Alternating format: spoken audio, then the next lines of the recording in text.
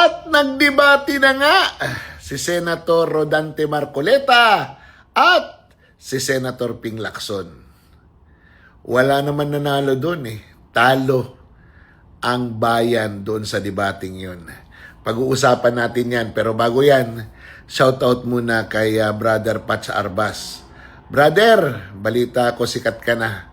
Si Brother Patch Arbas ay kasama ko yan sa scouting sa Leyte. Pareho kaming Troop 50 ng Leyte Normal University.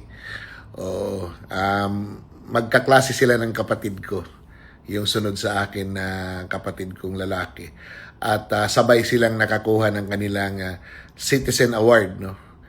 Equivalent sa Eagle Scout ngayon. So, matagal ko na itong hindi nakikita si brother eh. Pero balita ko, nanlilibre daw ito. Kaya sinout out ko. Beke naman. Brother Pats! Magparamdam ka naman, ha? Tuloy natin. Hindi pa rin naman kasi itutuloy ni Ping Lacson ang hearing sa Blue Ribbon. Sinabi lang niya oo, pero walang schedule. Kung sinong ipapatawag, siya pa rin na may control. Ayaw niya ipatawag yung mga Marines dahil may kaso daw ng cyber libel.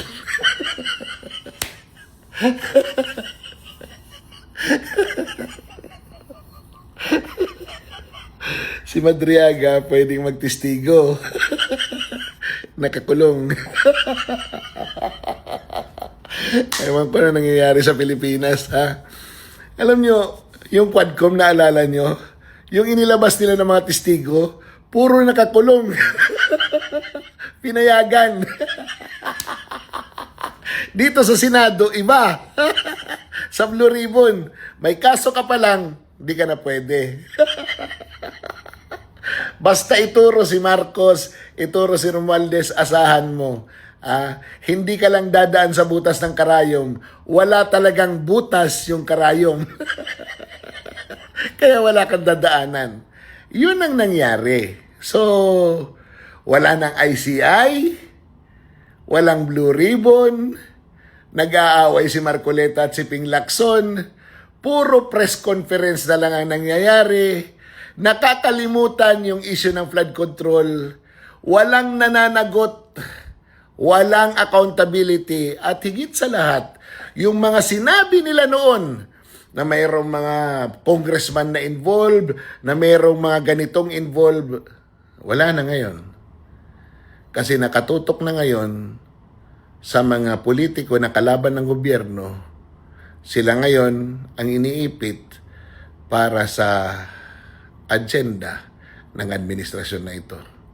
Nakakahiya tayo bilang mga Pilipino, pero mas nakakahiya kung patuloy tayong mananahimik sa nangyari sa atin.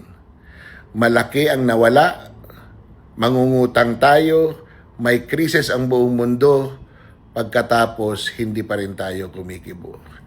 Sayang ang bayot!